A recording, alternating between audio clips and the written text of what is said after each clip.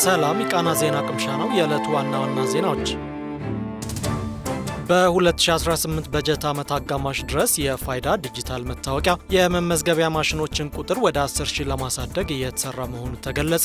የዲጂታል መታወቂያ አገልግሎትን በተለያዩ አካባቢዎች ለማዳረስ የአገልግሎት ማዕከላት የማስፋት ስራ እየተሰራ እንደሆነ በጠቅላይ ሚኒስትር ጽሕፈት ቤት የብሔራዊ መታወቂያ ፕሮግራም የምዝገባ አስተባባሪ ደጀኔ ገብሬ ገልጸዋል። በአሁኑ ወቅትም 5,000 የመመዝገቢያ ማሽኖች አገልግሎት ላይ መሆናቸውን የገለጹት አስተባባሪው እስከ በጀት ዓመቱ አጋማሽ ድረስ የመመዝገቢያ ማሽኖቹን ቁጥር ወደ 10,000 ለማሳደግ መታቀዱን ገልጸዋል። አክለውም በአጠቃላይ በአመት ውስጥ 60 ሚሊዮን ዜጎችን ለመመዝገብ እቅድ መያዙን ጠቁሟል። እስካሁን ከ27 ሚሊዮን በላይ ዜጎች ለፋይዳ ዲጂታል መታወቂያ መመዝገባቸው ተገልጿል። የፋይዳ መታወቂያ ምዝገባ አገልግሎትን ወደ ሩቅ አካባቢዎች እንዲደርስ በተንቀሳቃሽ የምዝገባ ጣቢያዎች አማካኝነት እየተሰራ መሆኑን አስተባባሪው መናገራቸውን ኢዜአ ዘግቧል።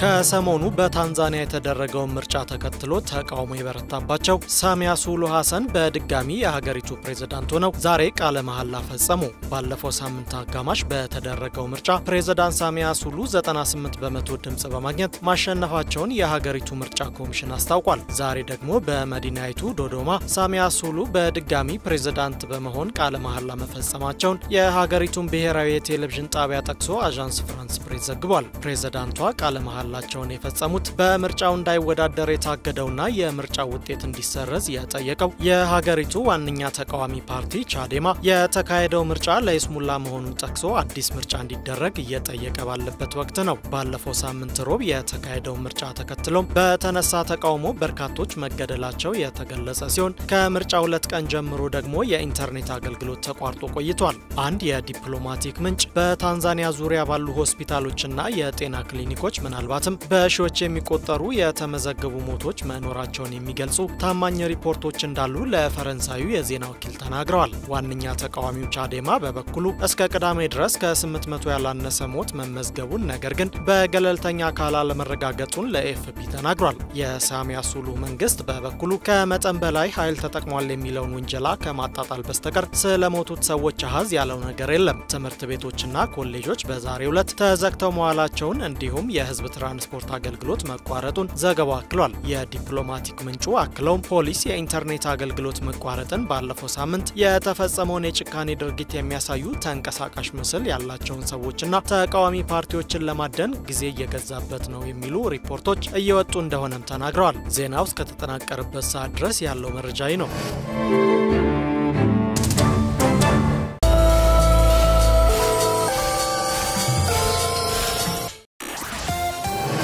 አንበሳ ኢንተርናሽናል ባንክ በ2017 የሂሳብ ዓመት 1.4 ቢሊዮን ብር የተጣራ ትርፍ አገኘ። ባንኩ ያገኘው ትርፍ ከካቻምና ጋር ሲነጻጸር የ44.7 በመቶ ብልጫ አሳይቷል። ባለፈው ቅዳሜ በሸራተን አዲስ ሆቴል ጠቅላላ ጉባኤውን ያካሄደው ባንኩ የ2017 የሂሳብ ዓመት ሪፖርት ቀርቦ ውይይት ተደርጎበታል። የባለድርሻዎች የትርፍ ክፍል ደግሞ በአንድ አክሲዮን 423 ብር እንደሆነ ሪፖርቱ ያሳያል። ይህም በ2016 ከነበረው የትርፍ ክፍል በ142 ብር ከፍ ያለ ነው። በሂሳብ ዓመቱ ባንኩ 8.3 ቢሊዮን ብር ተቀማጭ ገንዘብ የሰበሰበ ሲሆን ይህም ከ2016 የሂሳብ ዓመት ጋር ሲነጻጸር የ23 በመቶ ብልጫ እንዳለው ሪፖርቱ ያሳያል። በዚህም መሰረት የባንኩ ተቀማጭ ገንዘብ 44 ቢሊዮን ብር ደርሷል። ከ19 ዓመት በፊት በ108.2 ሚሊዮን ብር የተከፈለ ካፒታል የተመሰረተው አንበሳ በሂሳብ ዓመቱ አጠቃላይ ሀብቱ 54 ቢሊዮን ብር የደረሰ ሲሆን ይህም ከቀዳሚው ዓመት ጋር ሲነጻጸር የ25 በመቶ እድገት አሳይቷል። በ341 ቅርንጫፎቹ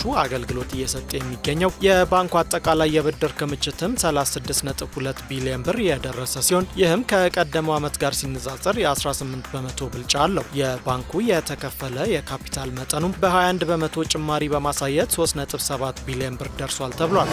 የሰነዶች ማረጋገጫና ምዝገባ አገልግሎት በ2018 አንደኛ ሩብ ዓመት ከሰነዶች ማረጋገጫና ምዝገባ አገልግሎት 946 ሚሊዮን ብር ገቢ መሰብሰቡን አስታወቀ።